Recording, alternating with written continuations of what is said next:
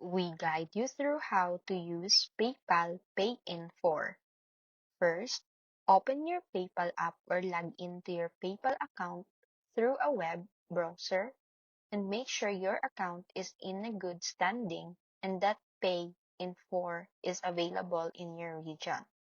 Next, shop online at a participating store and add your items to the cart. When you are ready to check out, select PayPal as your payment method. After logging in, if your purchase qualifies, you'll see the Pay in 4 option. Select it to review the payment schedule, which typically splits your purchase into 4 interest-free payments, and carefully review the terms and then confirm your plan. The first payment is usually due at the time of purchase, while the remaining payments are automatically charged every 2 weeks.